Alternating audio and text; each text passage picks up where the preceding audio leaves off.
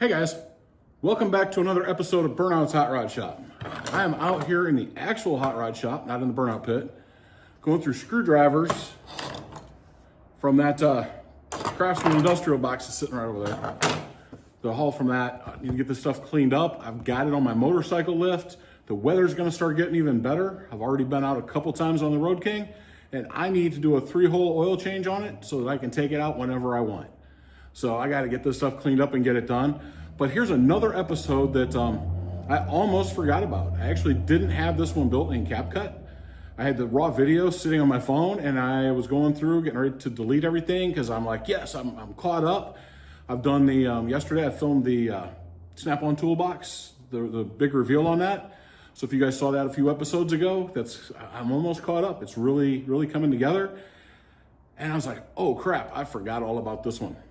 So this one is a good one. It's an auction that honestly, there was one lot in the auction that had me looking, and it's the Alligator wrenches, or one's an Alligator, one's a Bulldog, and I forget what the other one is right now offhand.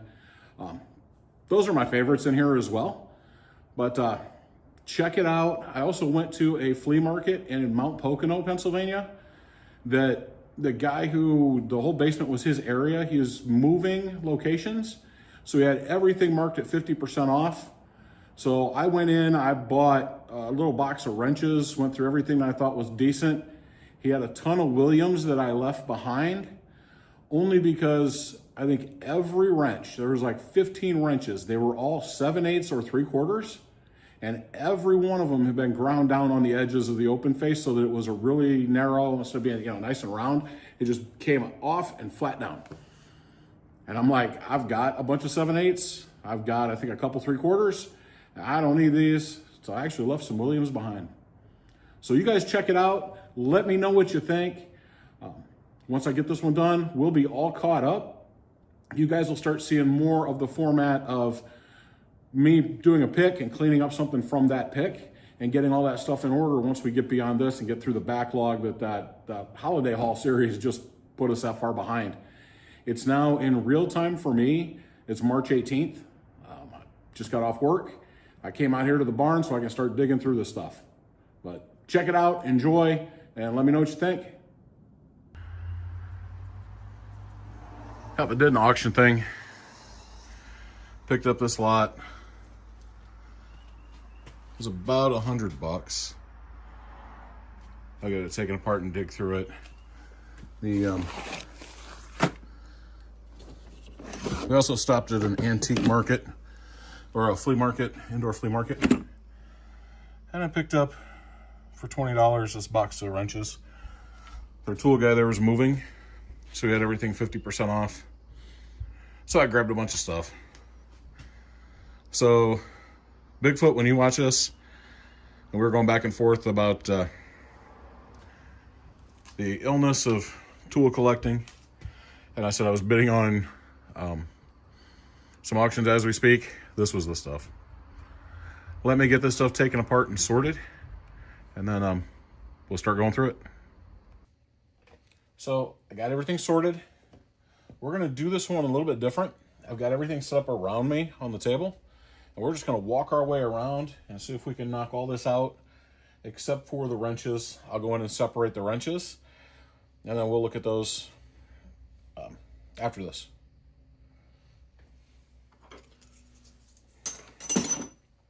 So we'll start off. We've got this adjustable like monkey wrench, and it's got this logo on it. I don't know if you can see it. It's like an STT, or maybe ST, maybe it's stall. Maybe it's starting to stall. It looks like a ST, and then it's got a line, and the rest is kind of rubbed off. But it is an interesting, it's stamped steel. It's stamped Germany, and it has a spring. So I can adjust this. I can slide it up to where it needs to go. And then the spring kind of holds it. So kind of a neat concept. And we'll move into the adjustable wrenches from there, since that one's kind of adjustable.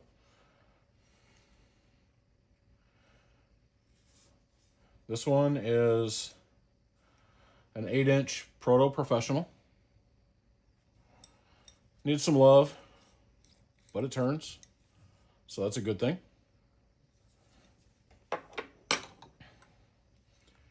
And then we have an 8-inch Crystalloy. And this one is made in USA. This side's Crescent Tool Company and Jamestown, New York. And it moves. A little sticky, but not too bad.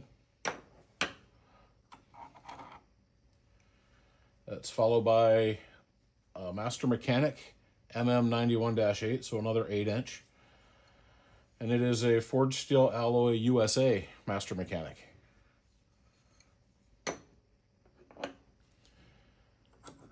From there, we move into the 6-inch Crystalloy, made in USA, and this one also has a Jamestown, New York on this side. A little crusty. Yeah, definitely crusty, but I think it will clean up all right.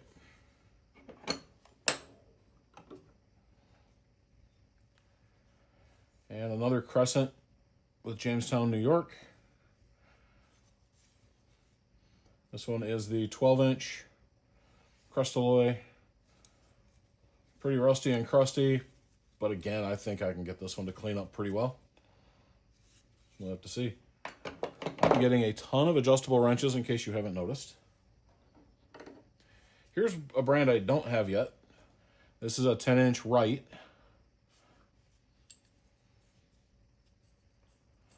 It turns nice and easy. It is a 9AC10. For those of you, I mean, this says USA. For those of you that don't know, Wright is still made in the USA, if not with everything, nearly everything. They're very proud of that fact. And they're still outside of Akron, Ohio. Defiance, Ohio, maybe. Here's a gimmicky adjustable. It's a Black & Decker auto wrench. So don't mistake it for the old school auto wrench. This one is battery powered. The switch still clicks, but it needs some batteries in it, so I'll put some batteries in and see if it works. These were a gimmicky tool, but they're kind of neat. I know some people loved them, so we'll see.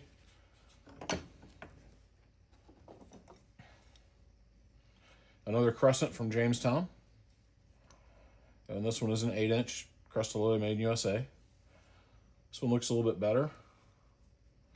Yeah, a little gummy, but not too bad.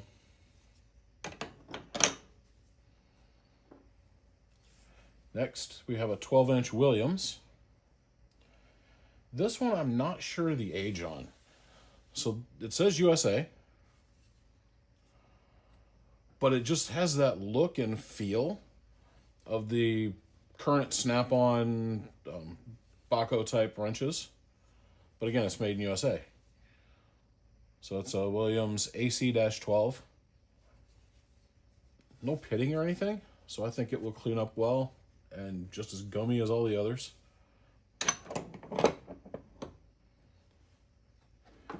And then finally on the adjustables, another Crystalloy. This guy must have really liked Crescent brand. And this is a 12-inch USA. Yeah, just USA. But again, really clean. Little cleanup, a little disassemble in oil. This thing will run smooth as butter, I'm sure. So that takes us through our adjustables. We'll continue around the bend. Next up is this Mark Stainless camping silverware set. Nothing special about it, but it was in the box, so I figured I'd show it to you. Then we have this level, and this is another fix and save product. This one doesn't look too bad. Still has bubbles, so that's a good thing. I don't know that I'll do anything with it, but cool old level. And then in that same vein, here's another level. This one is pretty beat up. Don't see any branding on it. Just a red level. May have had a nameplate or something here at one point. It's got like a mark there, or maybe a screw or something went in. But not sure. So from the levels, we'll move on to the tabletop vices. This one, I don't see a name anywhere. The hardware all looks pretty new. It's heavy. I don't know if it's been cleaned up and repainted. It turns smooth. You can see the paint line here, or if it's just like a Chinese knockoff. I'm leaning towards Chinese knockoff just because of how clean and fresh coated. It's not like it's been wire wheeled or anything. And coming out of a crusty barn, all this stuff came out of a crusty barn. To me, that just says it's probably a Chinese variant.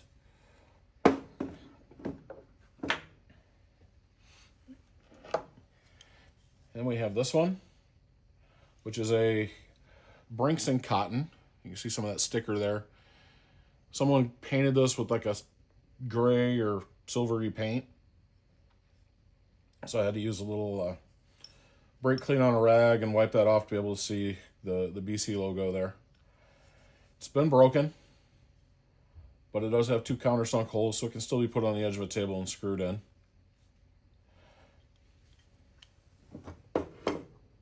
Let's see. So those 2 tabletop vices that you saw came in a lot together, I think, along with these 2. And it was $7 for all 4. I know it was $7. It may have been 2 lots. But these 2 are the cool ones. 2 separate sizes. This one is missing the sticker. But they're both the Stanley Handyman, the Art Deco style ones. Definitely cool looking. I just liked the look of these, and that's why I bought them. So I think that this one definitely can be cleaned up. I think this one can be, the bigger one can be cleaned up as well without having to go through a complete restoration. That may be a fun thing for a Fix It Up Friday.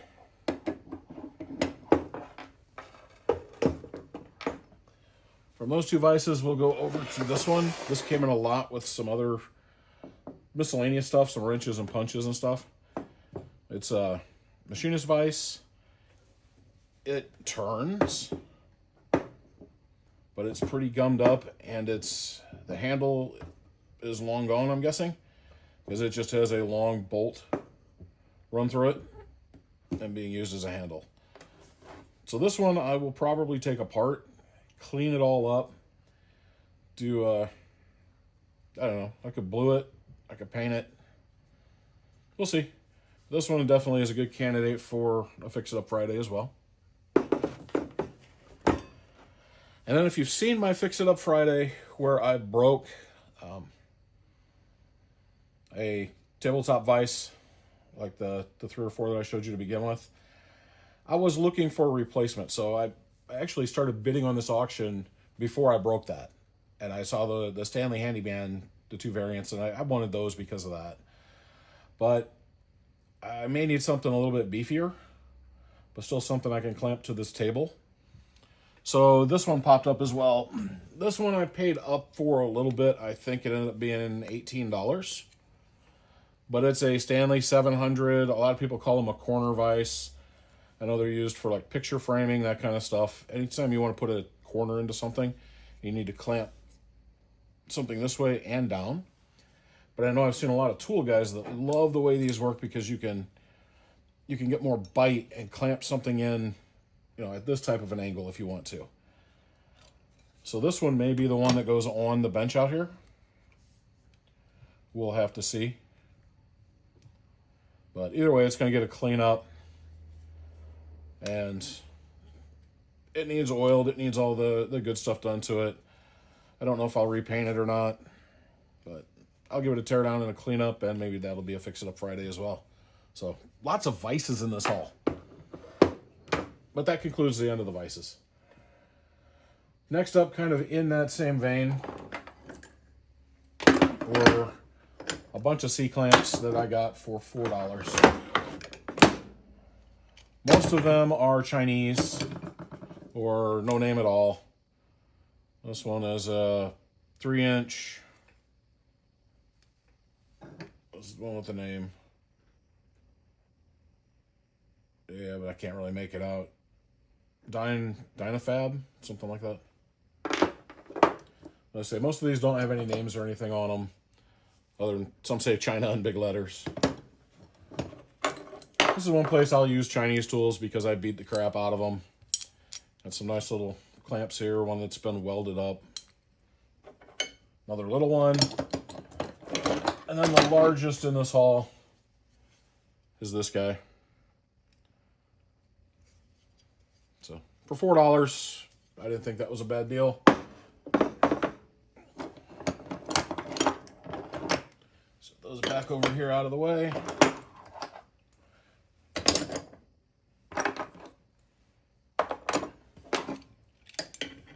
Next up, we've got this, which came in another lot for something else I was looking for.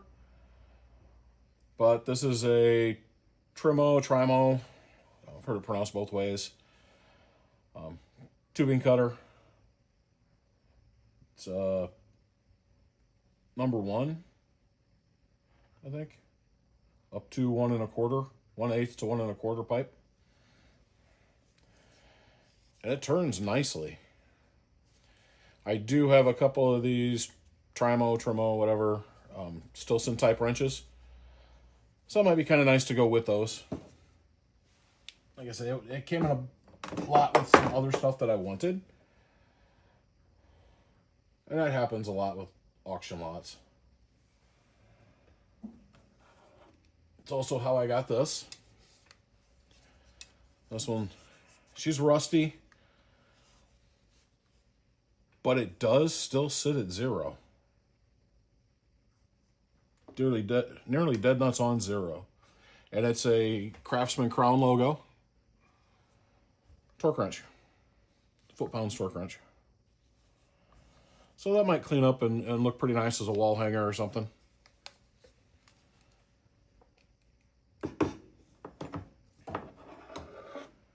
I did buy this in its own lot. It's a Craftsman ratchet, 1/2-inch drive. It's a 44/975. It's the more rounded head, pear head style. And it does have the oil port in the top. And it's the chrome-plated switch still. And I think this was $8, if I remember correctly. But it's in really good shape. A little bit of cleaning and it will look really nice in my ratchet collection.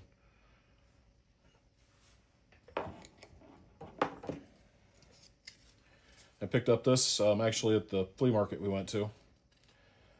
And it's a 1/2-inch drive SK extension, and then it has a Craftsman 13/16 Flying V shallow 12-point socket on it. So for $1, that was a nice find.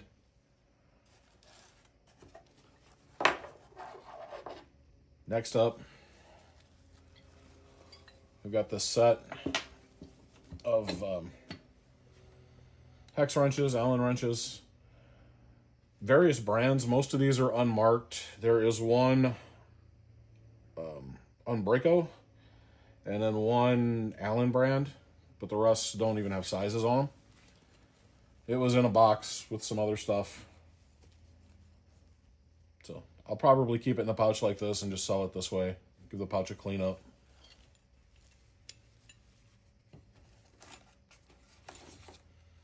This was one of the items I was looking at, I thought might be cool. I actually turned this punch around, but it was sitting like this, so you could only see the blue pouch and one punch. So my thought was possibly an older Craftsman. I know I've got some underline C punches, and they came in blue pouches. But when I got it, it was not a Craftsman, but it was Powercraft. So Powercraft is a Montgomery Ward's brand, one of their store brands that they sold. The first 4 here are all Powercraft. This last punch was one that I just had here. There was a punch missing, so I slid it in. It was one sitting on my table. It just, the punch on it, this punch just says Vanadium USA. And it's more of a hex stock where the others are square stock. But it has 4 of the 5 power craft. And I think this will clean up nicely.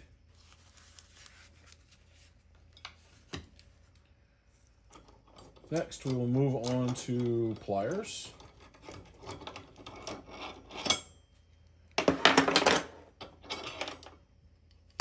So most of the chrome ones came from the flea market. These did not. These came from, this was the auction lot that had the torque wrench, the Allen wrenches, and the Powercraft punches. I think this was $12. Oh, and it also had the machinist vise.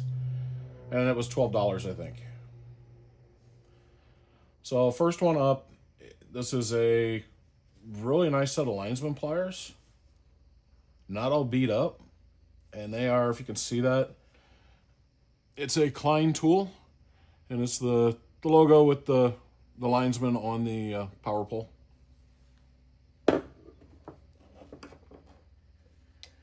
In that same lot is another Klein tool pair.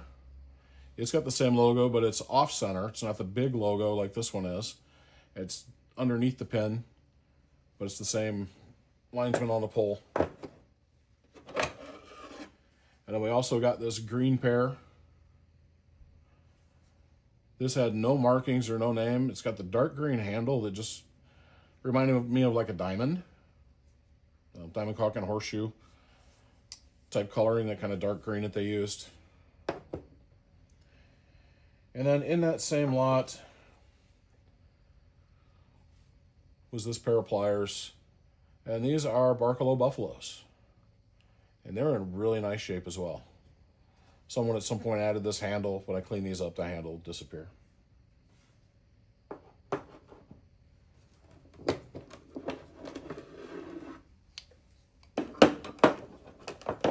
Now we'll get into the chrome ones.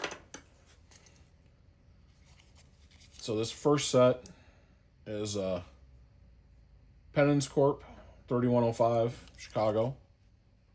They had $1 on it, and everything in the booth was 50%. So I got it for 50 cents.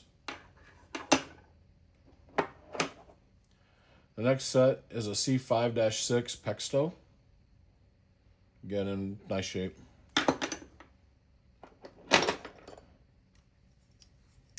Next up are these a little bit smaller Craftsman. I don't think I have this size, and I cannot read the mark on it. Yeah, my eyes are way too old to read that mark. Maybe you can, but I can't. I'll have to use my phone after I film this and see what it is. The next pair, these are 3126 Fleet. I don't think I've had any Fleet pliers before. Just thought that was kind of cool. And they were nice enough to get one pair. Why not get another pair of 3126 Fleet? They were in the same bin, 50 cents.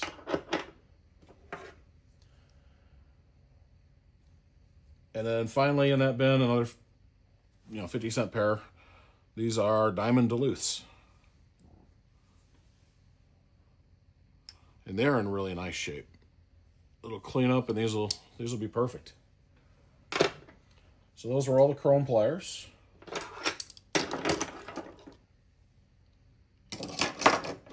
Let's see, what does that leave us with? That leaves us here. So finally, George, I got some Alligator wrenches. This one is a Hawkeye tool out of Iowa. Needs a good cleanup, but I don't think it's in too bad a shape. The next lot from the Alligator wrench, these Alligator wrenches was a lot. They cost, I was high bidder at $1 until the last 30 seconds, and I got bid up to $12, I think. But I've been trying to find Alligator wrenches in the wild, and I just have not been able to find them, and finally I did at this auction. So I was getting them. These are Roebling from Trenton, New Jersey. And they're the ones who actually trademarked the name Alligator. So, I don't know if you can see it, but it says Alligator wrench, patent. It has the patent number. Next in the Alligator lot is this Alligator wrench that's J.H. Williams. So that will definitely go in my Williams box. Definitely cool. Has the diamond W on this side. And it's a BWB 2.5 Bulldog. So these were the ones that they called Bulldog wrenches. That was Williams. And then last in the grouping of Alligator wrenches is the big beast. See if I can get it all in shot for you. And this one is a Bonnie Weiss and Tool Works. So it's Bonnie, but it says Bonnie Weiss and Tool Works, Allentown, Pennsylvania. So, Ruster Rob, are these cool? Is this one cool? They do good?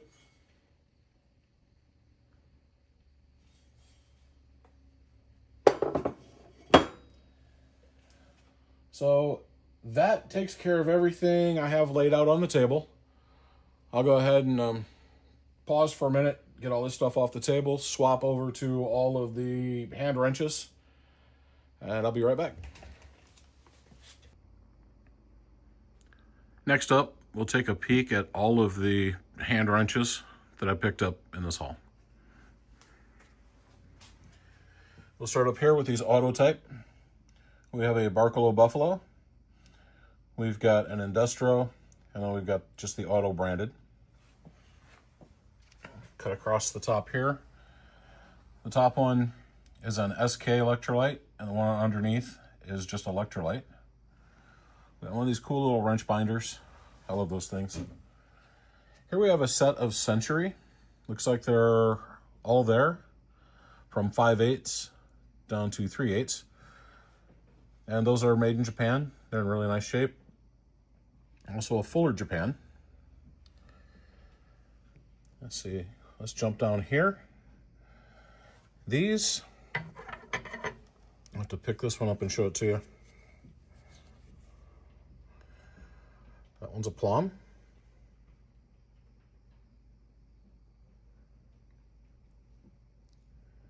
It looks like maybe it was a war-coated one. Or maybe if I clean it up, it might actually be the non-sparking. Next to it, this one is technically not branded, but it uses the same font and everything as Plum and early Proto. Just everything about that says, to me, says that it's some sort of Plum or Proto. The shape, all of it. But we'd have to see. Over here, we've got a couple Wizards and an Industrial. Here we've got a Bridgeport. This one's a Bridgeport. I saw a Bridgeport by that shape. And then a Volchek, a little V shield. And that was cool because it's the offset. We have 3 Thorson. Picked up 2 Williams. It's got this nice little 7/16 super wrench. And then this Diamond W. Looks like it's an 11/16 and a 9/16.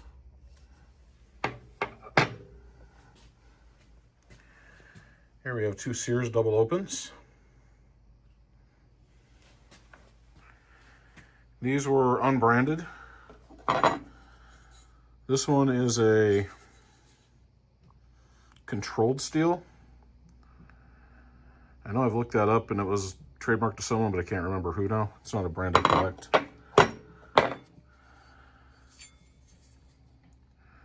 This one just says chrome alloy steel and then made in USA, but it's a nice double box. And this is some sort of utility wrench. It'll clean up nice, make a nice display piece. Back here, we have another binder with a full set of Cervesse. And then 2 more Cervez wrenches. Those are made in Spain. And finally, we have the Craftsman stuff that was picked up in this lot. So we've got 3 nice combination metrics, 2 combination SAE, and then all the rest of this is a flying V.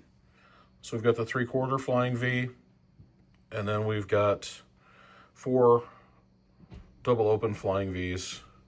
Not quite a full set, but we've got the 25/32 and 13/16. And people are always amazed at 25/32 because that's not a size that's used very often anymore. And then the 5/8 and 3/4, the 1/2 and 9/16, and then the skinnier bodied 1/2 and 9/16. So I always like to show this, when people say the wider body and the skinny body, this is kind of what they mean with flying V. You can see this one here is narrower. And then we'll flip them over and see that they both have the flying V stamp. We'll just work our way back up the list and see that for all of them. So those are the wrenches we picked up in this auction haul, as well as the trip to the flea market that had 50% off. And the last lot from this auction tool haul was some gimmicky stuff I picked up. I guess stubby wrenches aren't gimmicky. There's one missing from the SAE set. Looks like it's probably the 7/16.